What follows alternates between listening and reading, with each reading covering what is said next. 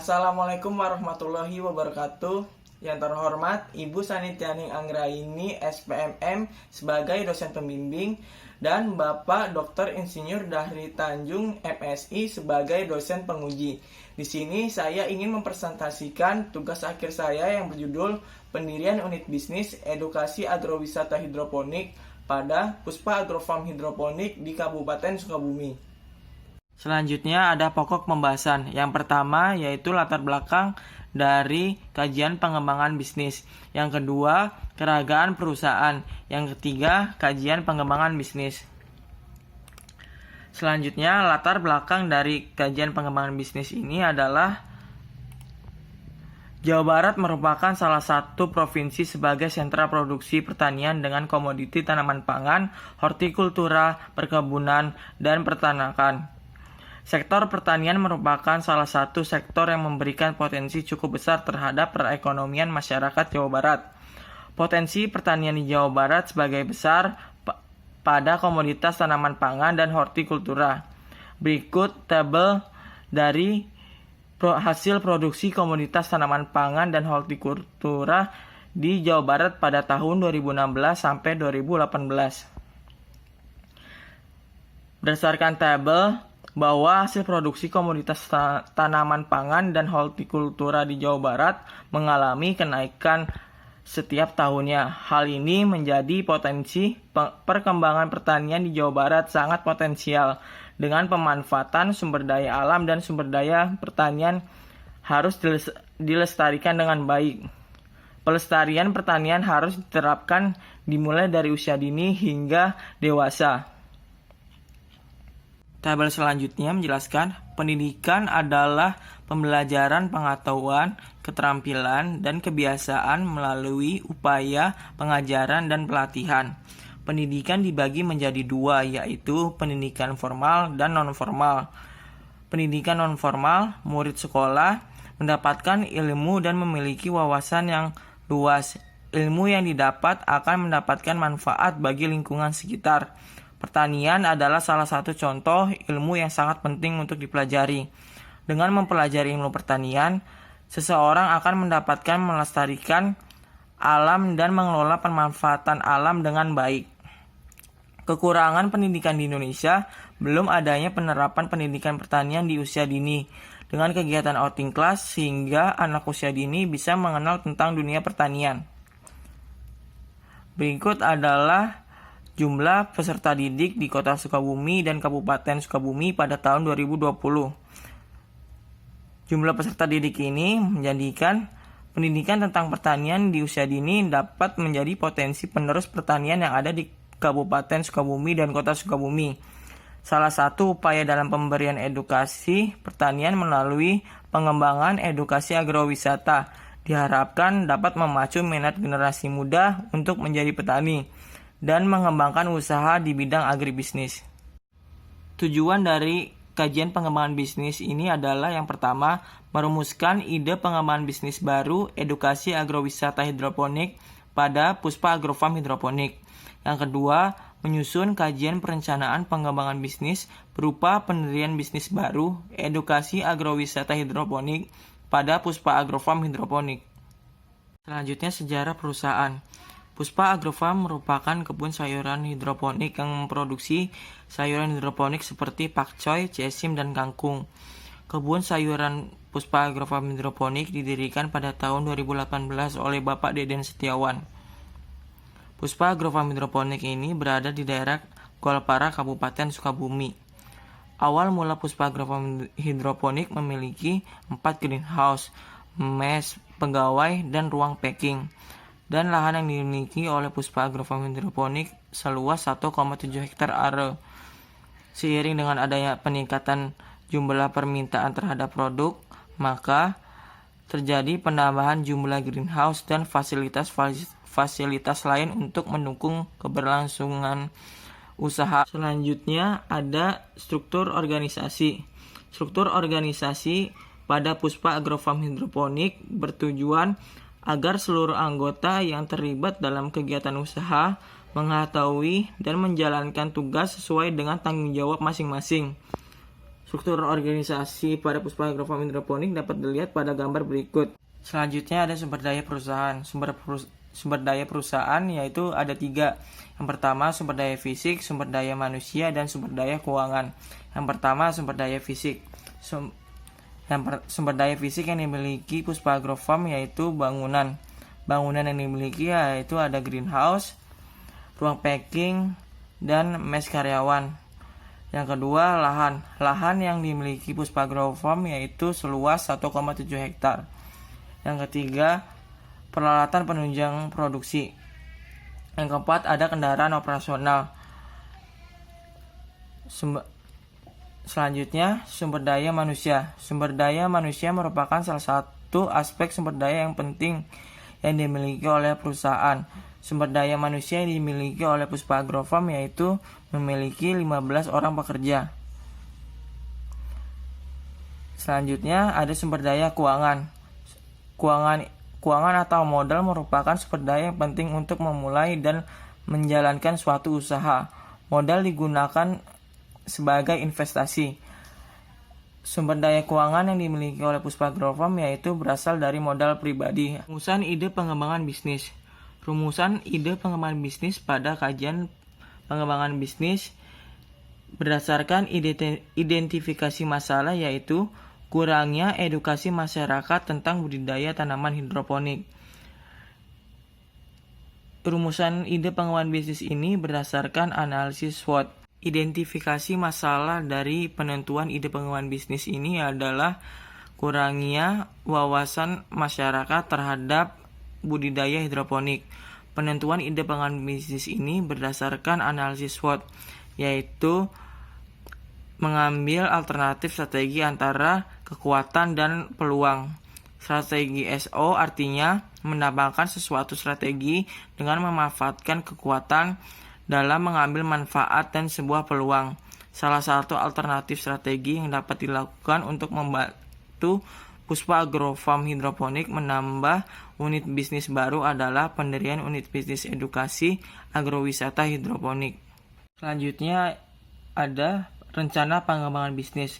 Rencana pengembangan bisnis ini terdiri dari perencanaan produk, perencanaan pasar dan pemasaran, perencanaan produksi, perencanaan organisasi dan manajemen, perencanaan sumber daya manusia, perencanaan kolaborasi, dan perencanaan finansial. Perencanaan produk.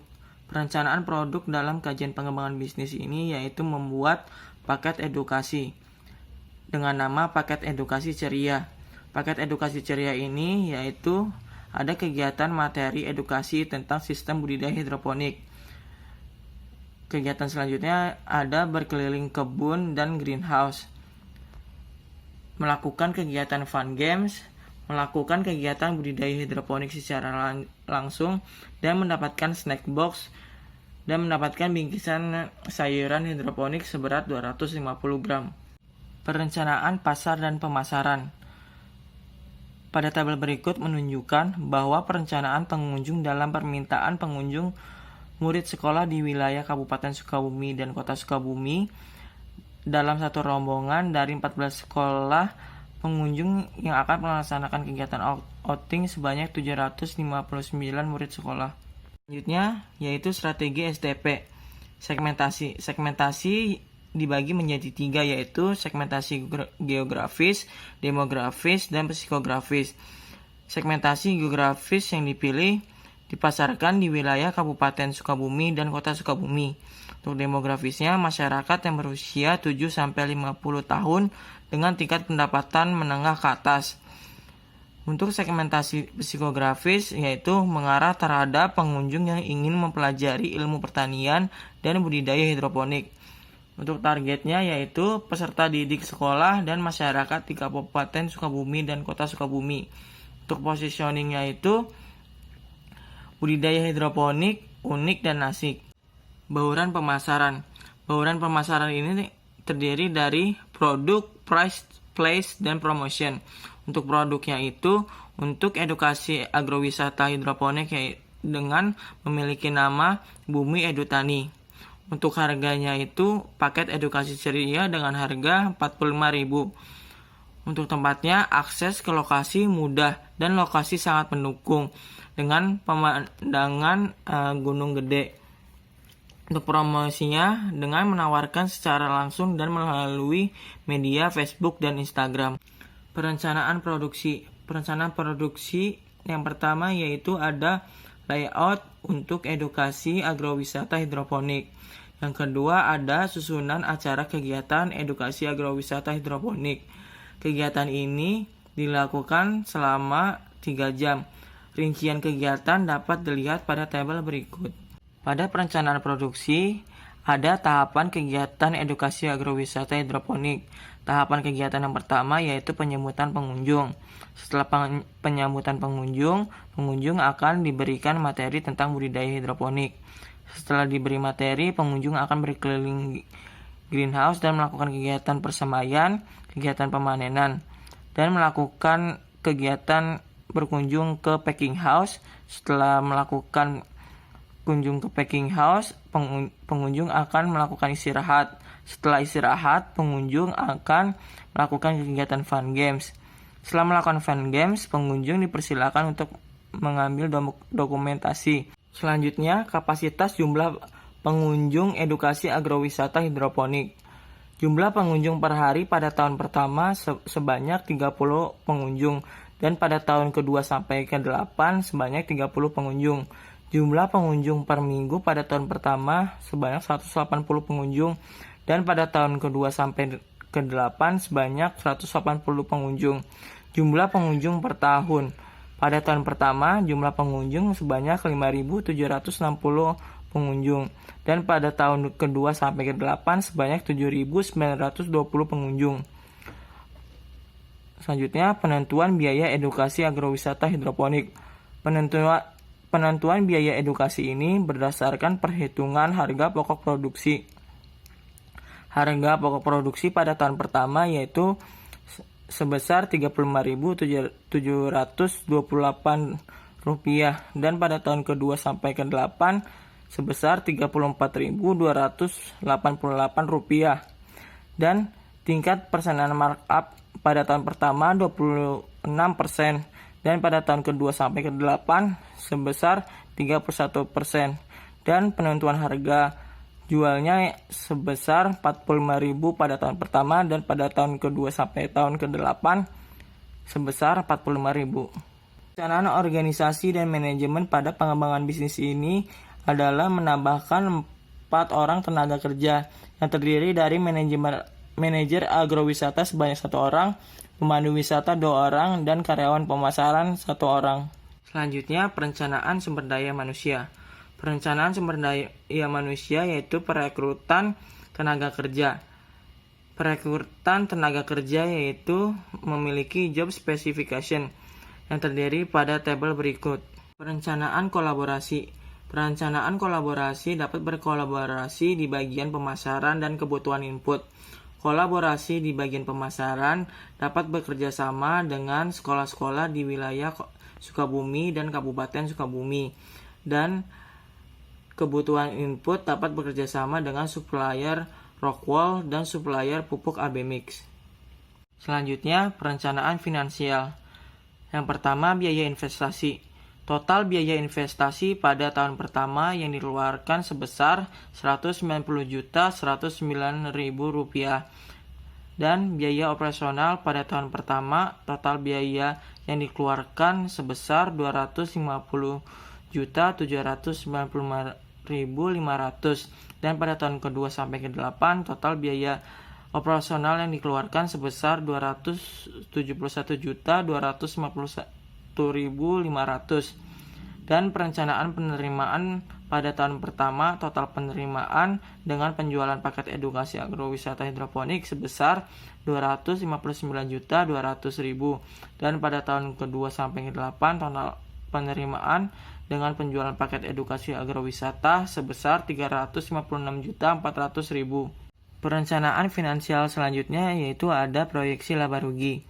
Proyeksi laba rugi pada tahun pertama mendapatkan laba sebesar Rp53.404.500 dan dikenakan pajak sebesar Rp267.023. Pada tahun kedua sampai tahun ke-8 mendapatkan laba sebesar 85.138.500 dan dikenakan pajak sebesar Rp425.693. Dan selanjutnya ada kriteria kelayakan bisnis. Kriteria kelayakan bisnis ini terdiri dari NPV, IRR, gross BC, net BC, dan payback period.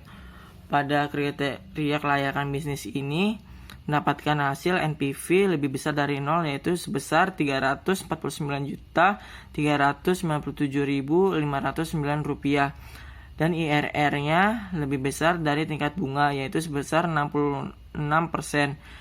Gross BC lebih besar daripada 1, yaitu mendapatkan 1,18. Net BC lebih besar dari 1, yaitu mendapatkan nilai 4,14.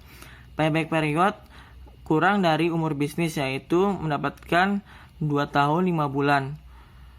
Selanjutnya analisis switching value. Analisis switching value yaitu pada komponen kenaikan biaya variabel starter-kit. Selanjutnya ada analisis switching value.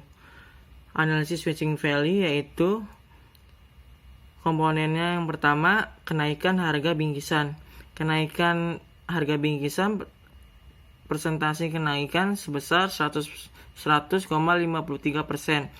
dan penurunan pengunjung sebesar 15,63%. Selanjutnya yaitu ada tahapan pengembangan bisnis. Tahapan pengembangan bisnis ini dilakukan melalui metode CPM. Sebelum melakukan kegiatan CPM, kegiatan pengembangan bisnis ini selama 134 hari dan dengan menggunakan metode CPM ini dapat mempersingkat waktu dengan selama 94 hari. Kesimpulan dari kajian pengembangan bisnis ini yang pertama yaitu ide pengembangan bisnis ini diperoleh dari faktor internal dan eksternal perusahaan, yaitu dari kekuatan dan peluang perusahaan. Yang kedua, berdasarkan hasil analisis non-finansial dan finansial, ide pengembangan bisnis edukasi agrowisata hidroponik ini layak untuk dilakukan. Selanjutnya, saran dari pengembangan bisnis ini adalah berdasarkan hasil analisis finansial dan non-finansial, pengembangan bisnis ini dapat meningkatkan pendapatan perusahaan. Berdasarkan analisis switching value, batas toleransi penurunan jumlah pengunjung yaitu sebesar 15,63% atau sebesar 9.571 pengunjung selama umur bisnis. Perusahaan harus meningkatkan promosi agar tidak terjadi penurunan jumlah pengunjung, agar perusahaan dapat mendapatkan laba yang diinginkan. Sekian presentasi dari saya, kurang lebihnya mohon maaf. Wassalamualaikum warahmatullahi wabarakatuh.